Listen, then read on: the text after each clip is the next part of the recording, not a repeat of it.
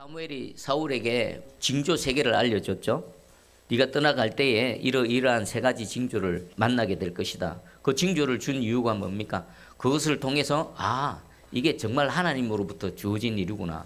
내가 진짜 이스라엘의 왕이 되는구나 라는 것을 확신시켜주기 위해서입니다. 자, 이제 오늘 읽지는 않았지만 9절에 보니까 그가 사무엘에게서 떠나려고 몸을 돌이킬 때에 하나님이 새 마음을 주셨고 그날 그 징조도 다 응하니라. 3가지 징조 중에서 하나님께서는 특별히 3번째 징조, 여호와의 영이 크게 임하니라, 이 부분을 다시 한번 우리에게 말씀하고 계십니다. 왜 그러실까요? 앞에 첫 번째, 두 번째 징조는요, 있어도 그만, 없어도 그만입니다. 암나기 찾아도 그만, 안 찾아도 그만이죠. 떡 2덩이 받아서 먹어도 그만, 안 먹어도 그만입니다. 그런데 이 여호와의 영이 크게 임하니라, 이 부분은 어떻습니까? 사울이 이스라엘의 왕으로 새롭게 변화되어져서 그 사역을 수행하는 데 있어서 결정적으로 반드시 있어야만 되는 징조입니다. 그래서 하나님께서는 이 3번째 여호와의 영이 크게 임한 이 징조를 다시 한번 말씀하고 계십니다. 그런데 여기서 선지자의 무리에 대해서 한번 우리가 생각해 볼 필요가 있을 것 같습니다. 하나님의 영이 우리 가운데 임할 때는요, 하나님은 어떤 특정한 방식이나 어디에 얽매이지 않으십니다. 하나님은 너무도 자유롭게 일하십니다. 어떤 사람은 그냥 길 가다가 갑자기 성령이 임하는 경우도 있고요. 어떤 사람은 기도하다가 갑자기 이 여호와의 영이 크게 임하는 경우도 있고, 또 찬양하다가 또 예배드리다가 다양한 방식으로 여호와의 영이 임하는 이런 경우가 있습니다. 그런데 오늘은요, 그 중에서 특별한 한 방식을 우리에게 소개하고 있습니다. 10절 읽어드릴게요. 그들이 산에 이를 때에 선지자의 무리가 그를 영접하고 하나님의 영이 사울에게 크게 임함으로 그가 그들 중에서 예언을 하니, 돌아오는 중에 누구를 만났습니까? 선지자 무리들을 만났습니다. 선지자 무리들을 만나니까 이 선지자 무리들이 이 사울 일행들을 영접합니다. 영접하는 게 뭡니까? 마음을 열고 기뻐하면서 환대하는 겁니다. 그리고 2번째, 그들을 만났을 때에 하나님의 영이 사울에게 크게 임합니다. 3번째 징조가 이때 이루어진 겁니다. 그럼 이 선지자 무리들은 어떤 역할을 했을까요? 사울이 그냥 길 가다가 갑자기 그냥 여호와의 영이 크게 임한 게 아닙니다. 선지자 무리들을 만났고 그 무리들이 사울을 영접했을 때 그때의 여호와의 영이 크게 임한 겁니다. 그러니까 이 3번째 징조가 이루어짐에 있어서 이 선지자 무리는요, 하나님께 쓰임받은 겁니다.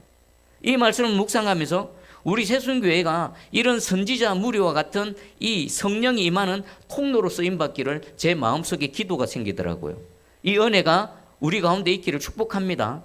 이게 뭘까요? 그럼 선지자 무리들이 사울에게 무엇을 했습니까? 첫 번째는 영접한 겁니다. 환영한 겁니다. 환영.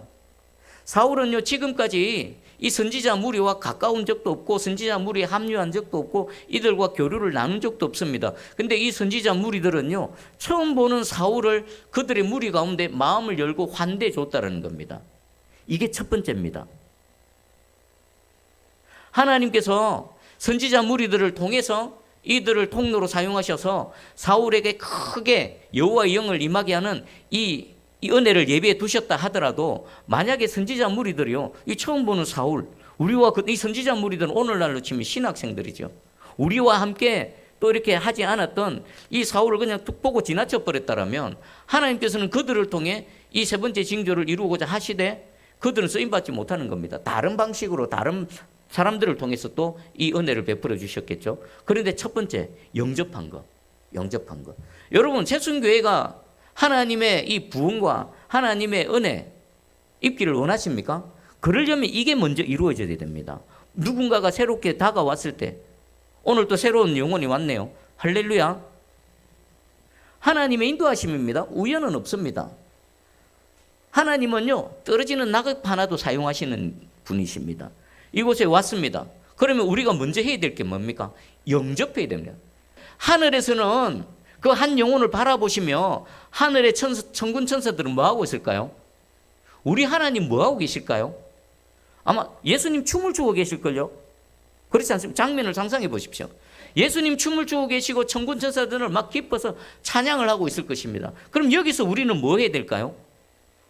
하늘의 예배와 하늘의 천상의 예배와 이 지상의 예배가 지금 연결되어졌다 그러면요, 하나님의 기쁨이 우리 기쁨이 되어져야 됩니다. 그리고 한 영혼을 바라볼 때 그 주님의 기쁨으로 환영하고 환대하고 그를 맞아줘야 된다는 겁니다. 자, 이게 뭐냐면은 기회가 주어지는 겁니다. 기회.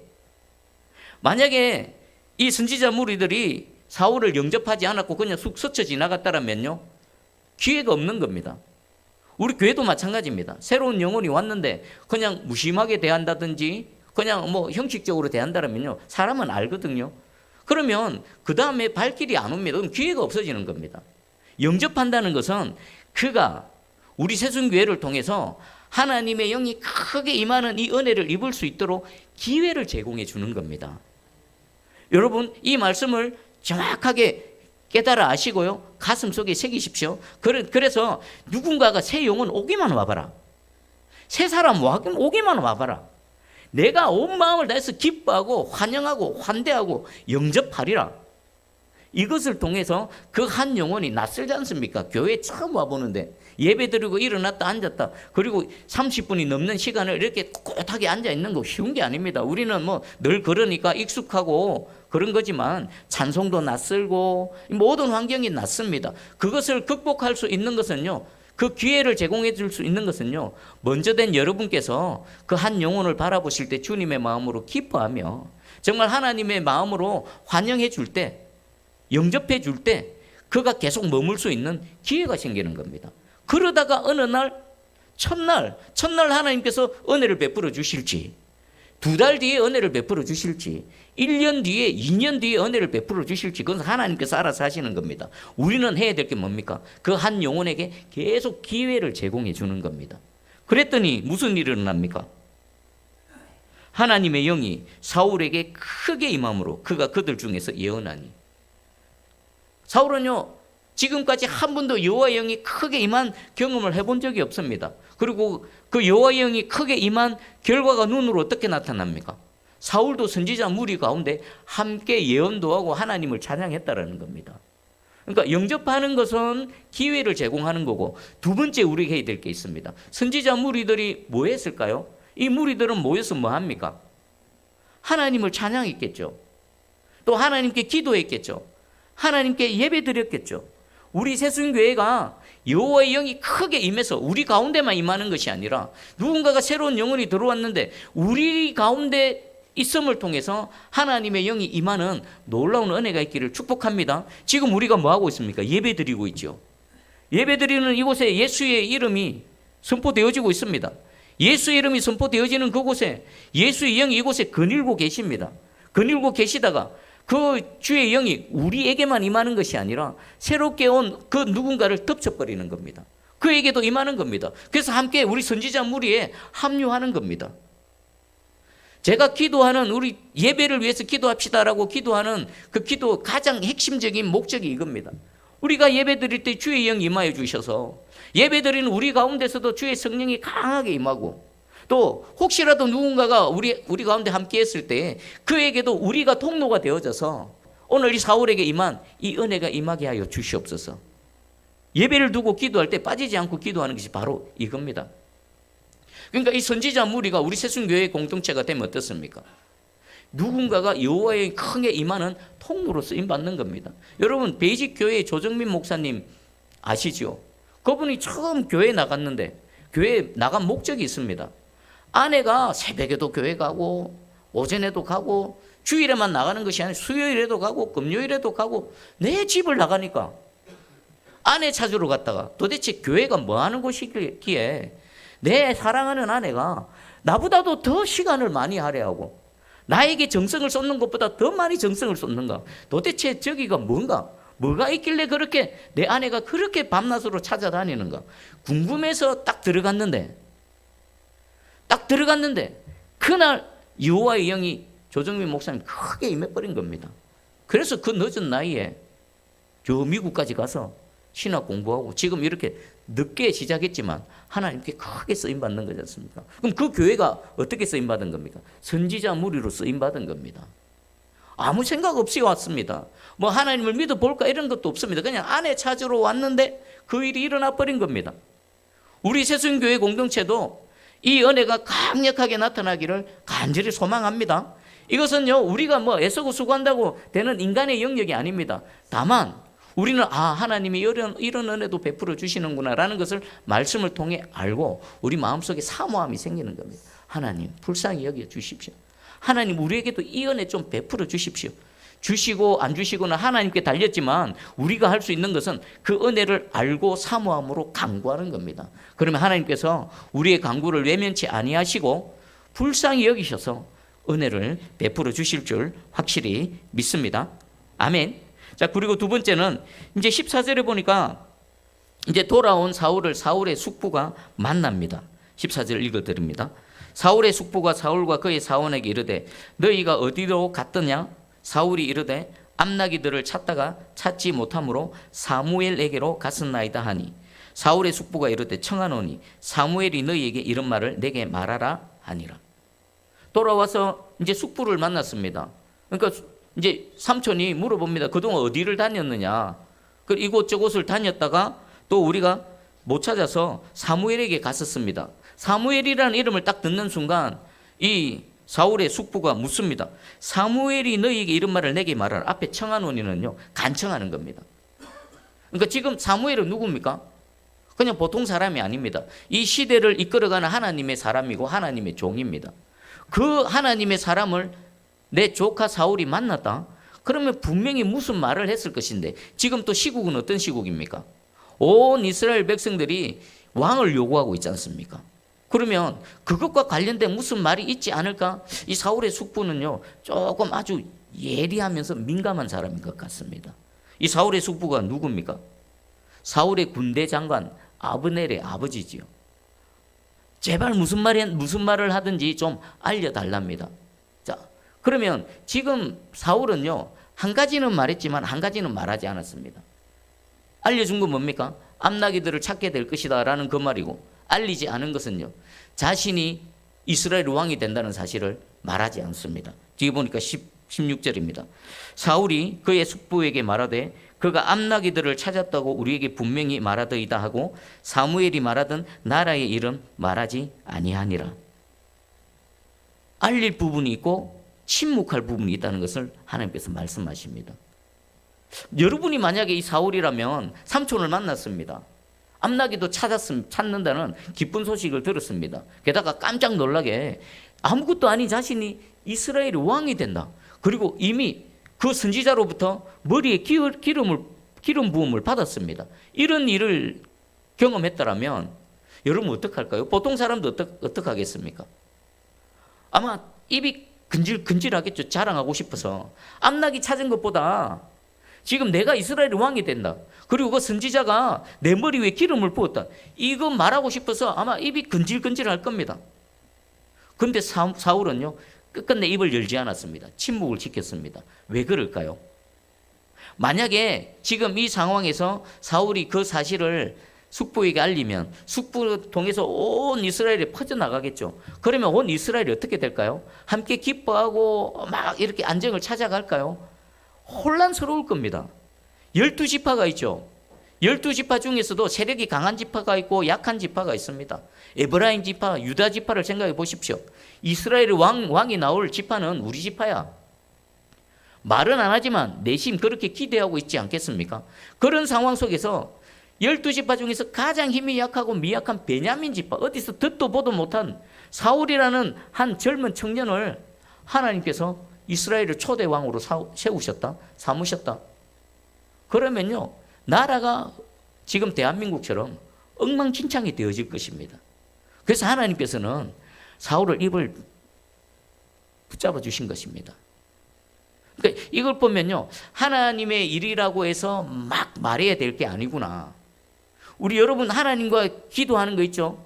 여러분 마음의 소원, 하나님과의 1대1과의 관계 속에서 여러분만이 하나님과 나누는 어떤 특별한 기도 제목, 어떤 깊은 교제의 어떤 주제들이 있을 것입니다. 그 부분요, 성취되어지기 전까지 입 밖에 내지 마십시오. 입 밖에 내면요, 어떤 일이 생길까요? 아직 안 이루어졌는데 하나님께서 하실 일, 깊은 일, 그 일을 내가 입 밖에 내버리면요, 누가 듣습니까? 여기 사울의 숙부도 듣지만요, 그 옆에 하나님 나라를 회방하려고 하는 사단도 듣습니다. 사단도 들어요. 사단이 그것을 듣게 되면 그냥 내버려 둘까요?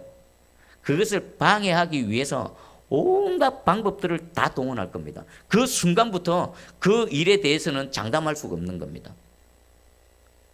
지금 사울이 지혜롭게도 그 말에 대해서 침묵을 지켰기에 다음 우리 오늘 읽었던 부분 제비 뽑기 과정을 통해서 사울이 이스라엘 왕으로 순적하게 진행이 되어졌던 것입니다. 만약 여기서 입 밖에 냈다라면요, 아마 엄청난 혼란을 경험해야만 될 겁니다. 이것은 영적으로 저와 여러분에게도 동일하게 적용됩니다.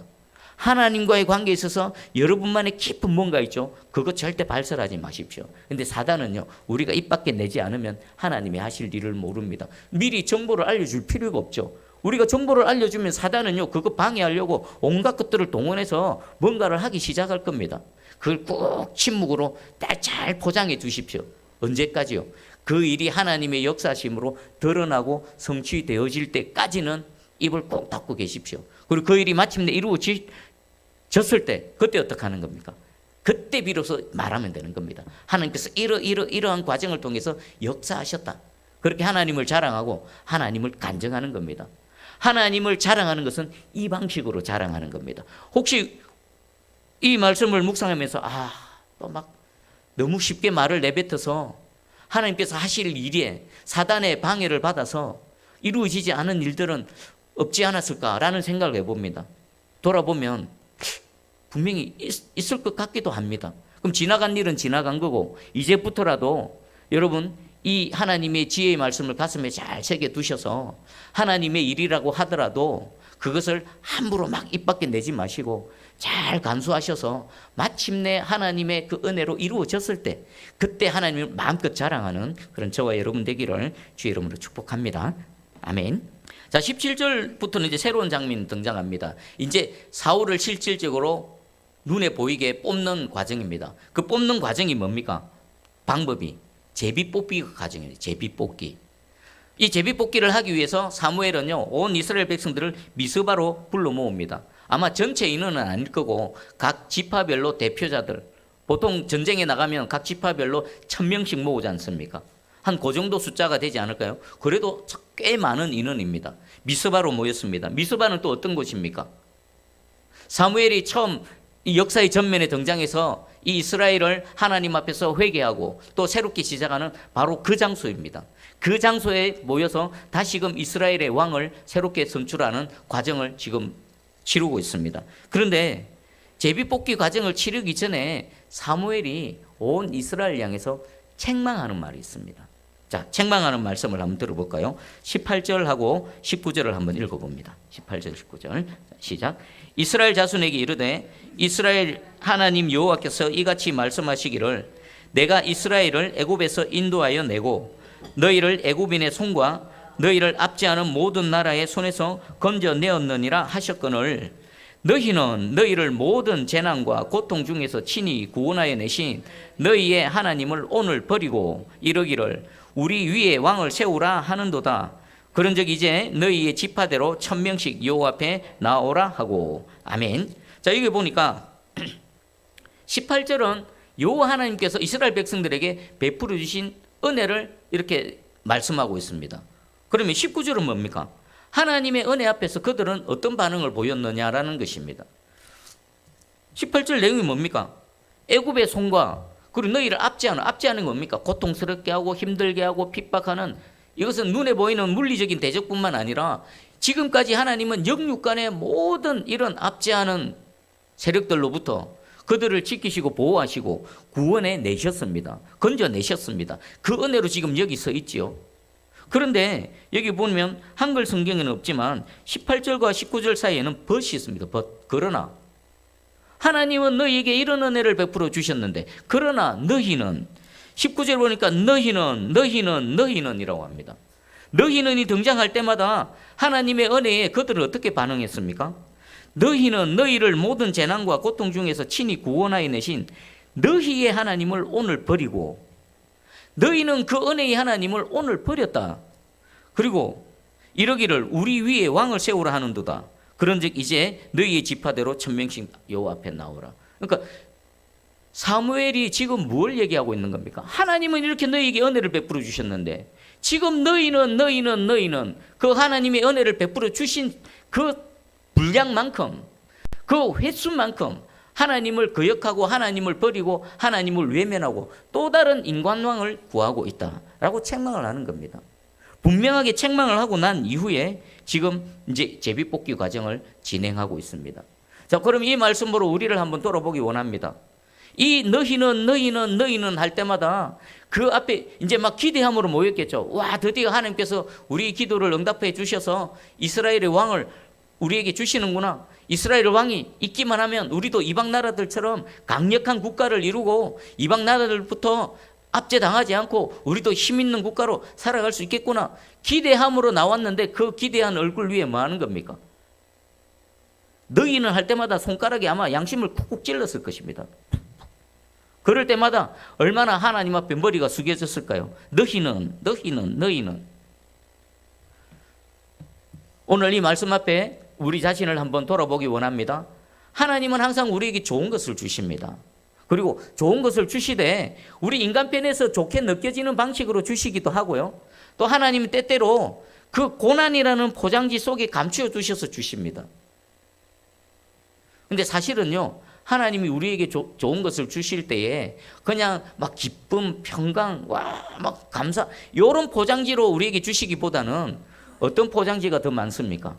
고난, 핍박, 탄식, 눈물, 그런 포장지에다가 하나님께서는 좋은 것들을 담으셔서 우리에게 주십니다. 그럼 그 앞에서 우리는 어떤 반응을 보이십니까?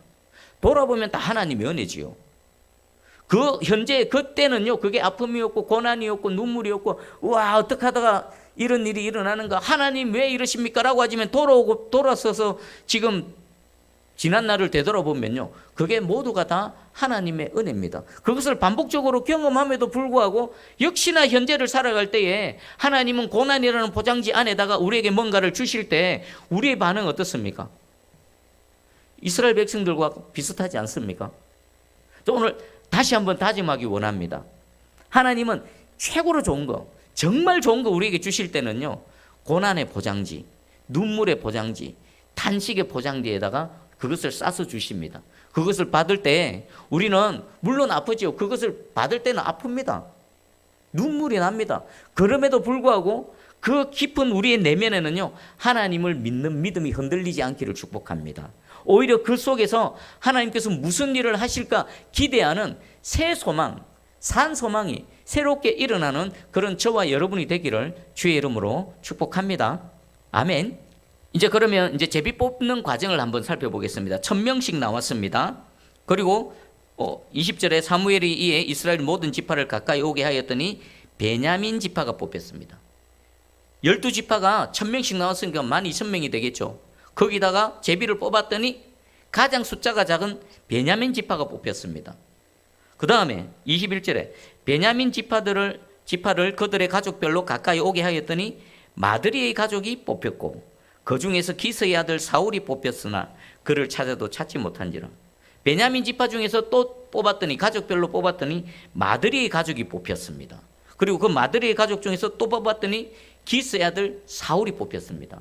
그런데 하나님께서는 왜 이 제비뽑기 방식을 사용하셨을까요? 이미 사울을 확정하셨고 사무엘을 통해 머리에 기름까지 부으셨지 않습니까? 그렇다면 사무엘이 그냥 선포 하나면 되지 않습니까? 하나님께서 사울을 택하셨고 사울에게 징조를 주셨고 그 징조가 다 이루어졌다. 그리고 하나님께서 명령하셔서 내가 사울의 머리에 기름을 부어서 이스라엘의 왕으로 임명했다. 선포하면 되지 않습니까? 그런데 왜 이 복잡한 제비 뽑기 과정을 거쳐야만 됐을까요? 그 앞의 과정은요, 사울에 대한 확신을 줬다라면 이제 사울이 이스라엘의 공식적인 왕으로 하나님으로부터 택함을 입었다는 것을 공개적으로 온 이스라엘 백성들에게 보여줄 필요가 있는 겁니다. 만약 이 과정이 없으면 누가 사울을 왕으로 인정하겠습니까? 지금 사울에게 주어진 징조들은요, 하나님과 사울과의 그 1대1의 관계 속에서 주어진 징조입니다. 다른 사람들은 그것을 확인할 길이 없습니다. 근데 하나님께서는 이 제비뽑기 방식을 통해서 사울을 내가 직접 선택한 이스라엘의 왕이다라는 것을 온 이스라엘 백성들에게 알려주고 있는 겁니다. 이게 첫 번째 의미고, 두 번째 의미는요, 제비 뽑는 게 뭘까요? 제비뽑기 방식에는요, 인간의 인위적인 뭐가 절대로 첨가가 되지 않습니다. 오늘날 우리 인간의 방식은 어떻습니까? 투표를 합니다. 내가 원하는 사람. 각 지파별로 한 명씩 대표자를 뽑겠죠. 아마 우리 지금 방식으로 하면 그 몇 명을 세워놓고 또 사람들이 투표를 해서 뽑을 겁니다. 아니면 손을 든다든지 이런 방식을 할 겁니다. 그런 방식은 어떻습니까? 인간의 의지와 인간의 생각, 인간의 주장들이 개입되어집니다. 근데 제비뽑기 방식은요, 인간의 그 무엇도 첨가되지 않습니다. 다만 뭐 하는 겁니까? 제비를 뽑을 때마다 하나님께서 택하셨구나. 베냐민 지파를 택하셨네. 그럼 베냐민 지파 중에서 또 뽑아보니까 마드리의 가족이 뽑혔네. 마드리의 그 가족 중에서 또 뽑으니까 기스의 아들 사울이구나. 하나님께서 택하셨구나. 라는 것을 확인하는 겁니다. 그러면 우리는 오늘날 하나님의 사역을 수행할 때 우리의 방식은 어떤 방식일까요? 이렇게 문자적으로 제비뽑기 방식으로는 할 수는 없을 것입니다. 그러나 근본 정신은 우리가 분명하게 지켜야 됩니다. 뭘까요? 우리가 의논도 하고 뭐 회의도 하고 투표도 하고 합니다. 그런데 어찌하든지 인간의 개인적인 생각이나 개인적인 주장을 최소화하는 것, 그리고 그 상황 속에서 하나님의 결정이 뭔가, 하나님이 무엇을 선택하셨는가를 우리가 그 모든 방식을 통해서 하나하나 확인해가는 과정이다라는 것을 근본 정신을 갖고 사역에 임해야 될 줄 확실히 믿습니다. 그러면 어떻습니까? 뭔가를 안건을 가지고 회의를 진행할 때 막 손을 들고 이렇게 합시다 저렇게 합시다 주장하고 자기 주장이 관철 안 되면 막 분란을 일으키고 대적하고 싸우고 그런 일들이 일어날까요? 일어날 수가 없습니다. 만약에 그 일이 일어나면요, 그 회의 장소는요, 그 방식은요, 하나님의 방식이 아닌 겁니다. 교회 안에서 뭔가를 하는데 거기서 누군가 한 사람이 고집을 부리고 충돌이 일어나고 또 자기 주장을 하고 그러죠.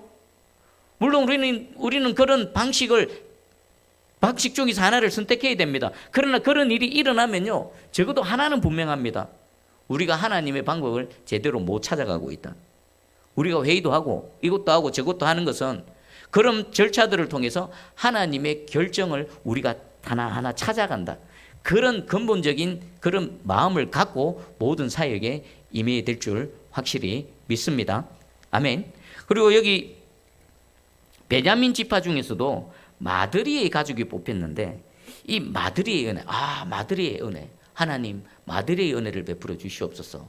마드리가 무슨 뜻이냐면 하늘의 문이 열리고 비가 내린다라는 그런 뜻입니다. 지금 이스라엘 백성들은요, 아주 갈급합니다. 지금 이 자리에 모여있는 그들은 이스라엘 왕을 찾기에 갈급합니다. 그들은 인간 왕을 찾고 있었지만 하나님은 그들에게 마드리의 은혜를 베풀어 주십니다. 하나님께서 택하신 사울을 왕으로 세우셔서 그 사울을 통해서 하나님께서 통치해 가시기를 원하는 겁니다. 그래서 이 마드리의 은혜, 여러분 오늘 예배 드리는 이 시간에 여러분 심령마다 이 마드리의 은혜가 있기를 축복합니다. 마드리의 은혜 뭐라고요? 하늘의 문을 열고 위에서 하늘에 비가 내리는 겁니다. 여러분 땅은 아무것도 아닙니다. 땅에서 뭐라도 날려면요, 무슨 일이 일어나야 됩니까? 하늘에서 비가 내려와야 됩니다. 비가 내려와서 생명수가 촉촉히 땅을 적실 때 그 땅 위에 씨를, 어떤 씨라도 뿌리가 내리고 자라나서 열매를 맺는 겁니다. 아무리 고운 밭이라고 해보십시오. 그 위에 물이 없으면, 비가 없으면 그냥 흙먼지만 불불 날리는 겁니다. 그 고운 밭 위에 정말 생명이 있는 씨앗이 뿌려져서 자라나려면요, 하늘로부터 마드리의 은혜가 임해야 된다는 것입니다. 오늘 이 시간, 예배드린 이 시간 하나님의 그 은혜로 마드리의 은혜가 여러분 심령 가운데 촉촉히 적셔지기를 축복합니다. 그래서 이 은혜로 한 주간 삶을 살아갑니다. 씨를 뿌립니다. 이것도 하고 저것도 하고 애를 쓰고 수고를 합니다. 그곳에 생명이 자라나고 열매가 맺혀져서 여러분은 하나님 은혜 가운데 마음껏 누리고 또 그것을 통해 하나님께 마음껏 영광을 올려드리는 우리 모두와 새순교회 되기를 주의 이름으로 축복합니다. 아멘. 자, 그럼 마지막 하나만 더 살펴보겠습니다. 그렇게 해서 사울이 이스라엘의 초대 왕으로 선출되어진 것을 온 공동체가 확인을 했습니다. 그리고 24절입니다. 사무엘이 모든 백성에 이르되 너희는 여호와께서 택하신 자를 보느냐? 모든 백성 중에 짝할 리가 없느니라 하니 모든 백성이 왕의 만세를 외쳐 부르니라. 하나님께서 제비뽑기 과정을 통해서 세워주신 그 사울 왕을 향해서 대부분의 이스라엘 백성들은 뭐라고 말합니까? 왕의 만세, 왕 만세, 만세를 외치고 있습니다. 그런데 뒤에 보니까 모두가 다 왕의 만세를 외친 것은 아닌 것 같습니다. 26절입니다. 26절과 27절을 한번 읽어봅니다. 26절, 27절 시작. 사울도 기브아 자기 집으로 갈 때에 마음이 하나님께 감동된 유력한 자들과 함께 갔느니라. 어떤 불량배는 이르되 이 사람이 어떻게 우리를 구원하겠느냐 하고 멸시하며 예물을 바치지 아니하였으나 그는 잠잠하였더라. 아멘. 사울을 왕으로 세우신 하나님의 결정 앞에 두 부류로 나뉩니다. 원래 정상적이라면 어떻습니까? 두 부류로 나뉘면 안 됩니다. 모두가 한 마음이 되어져서 하나님께서 택하시고 하나님의 결정 앞에 사무엘처럼 기뻐하며 함께 왕의 만세를 부르며 함께 동참해야 되는 겁니다. 그런데 어떤 사람은 동참하는 사람이 있고 어떤 사람은 동참하지 않고 사울을 멸시하는 사람이 있습니다. 함께 왕의 만세를 부르는 사람들은 어떤 사람들이고 하나님께서 택하신 사울을 왕으로 인정하지 않을 뿐 아니라 그를 멸시한다, 하찮게 여긴다, 가볍게 여긴다. 이런 사람들은 또 어떤 사람들일까요? 먼저 26절 보니까 마음이 하나님께 감동된 유력한 자들과 함께 갔느니라. 사울과 함께 간 이 사람들은 왜 갔습니까? 이제 초대 왕으로 되어졌습니다. 그 왕의 사역을 함께 섬기며 돕기 위해서 함께 동행한 사람들입니다. 이들은 자기 지파로 돌아가지 않았습니다. 왕과 함께 동행했습니다. 그것은요, 이제 이스라엘의 왕이 되어진 사울을 내가 옆에서 돕고 섬기고 하나님 나라를 함께 이루어 가겠다라고 결단하고 다짐한 사람들입니다. 그런데 이 사람들은 하나님으로부터 어떤 은혜를 입었을까요? 마음이 하나님께 감동된 유력한 자들. 그 마음이 어떻다고요? 영어 성경은요, 하나님의 손이 그들의 마음을 터치한 겁니다. 터치. 하나님의 손이 그들의 마음을 터치하니까 그 하나님의 손에 터치함으로 마음이 감동되어져서 하나님께서 세우신 저 젊은 사울, 베냐민 가장 연약한 지파 베냐민 지파의 사울을 왕으로 인정하고 그를 돕기 위해서 함께 동행한 겁니다. 오늘 이 시간에 여러분 하나님의 손이 저와 여러분의 마음을 터치하는 은혜가 있기를 축복합니다. 하나님 터치하니까 우리의 마음이 하나님 성령에 감동되어져서 하나님의 마음에 감동되어지니까 어떻습니까? 하나님의 사역에 적극적으로 자발적으로 헌신하고 충성하고 동참하게 되는 겁니다. 그러면 멸시한 자들을 살펴볼게요. 멸시한 자들에 대해서는요, 어떤 불량배라고 표현하고 있습니다. 한글 성경에는요, 어떤 불량배라고 표현하는데 영어 성경에는요, 트러블 메이커라고 되어 있습니다. 트러블 메이커. 트러블 메이커가 무슨 말입니까? 문제를 만드는 자, 문제를 일으키는 자입니다. 그리고 원어의 의미는요, 무가치한 자, 그리고 사악한 자입니다. 왜 이렇게 성경은 표현하실까요? 분명히 이들은 트러블 메이커 맞습니다. 이들이 하나님께서 세우신 사울을 왕으로 인정하지 않고 이 저자가 어떻게 우리를 구원하겠느냐라고 멸시를 해버리면요, 그들은 그 공동체 안에서 파가 나뉘게 되고요, 분란이 일어나게 되는 트러블 메이커가 되어지는 겁니다. 그리고 그 원어의 뜻은 무가치한 자. 왜 무가치한 자입니까? 이들은 하나님 나라의 무가치한 자입니다. 누가 유가치한 자입니까? 하나님의 그 마음의 터치하심을 입어서 함께 사역하고 함께 동력하고 함께 헌신하고 충성하는 자들이 하나님 나라에서 그 유가치한 자이지, 이들은요 하나님 나라에서 무가치한 자입니다. 그리고 이들의 마음은요 사악하답니다. 사악해. 그리고 더 중요한 의미가 있습니다. 바알리알이라는 단어가 써 있습니다. 바알리알. 이들을 바알리알이라고 부르십니다. 여러분 바알리알 하니까 뭐가 생각납니까? 바알이 생각나지 않습니까? 같은 단어입니다. 바알리알. 이들은 문의는 어떻습니까? 이스라엘 백성입니다. 이스라엘 12지파 중에 공동체에 속한 자들입니다. 그런데 속은 어떻습니까? 하나님께 속한 자들이 아니라 실체는요 바알에게 속한 자들입니다. 이들이 계속 이 공동체 안에 남아 있어서 하는 일이 뭘까요?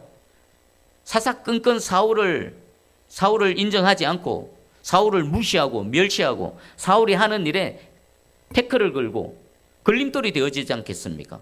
그러니까 이 어떤 불량배는요 공동체 안에 트러블 메이커고요, 또 무가치한 자, 없는 이는 못한 존재. 그리고 그 마음이 사악한 자, 바알리알.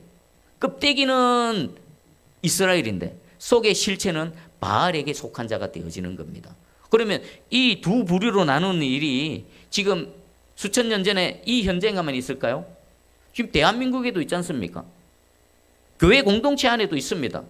중요한 건 뭡니까? 내가 바알리알이 되면 안 된다는 겁니다. 내가 어디에 속해야 됩니까?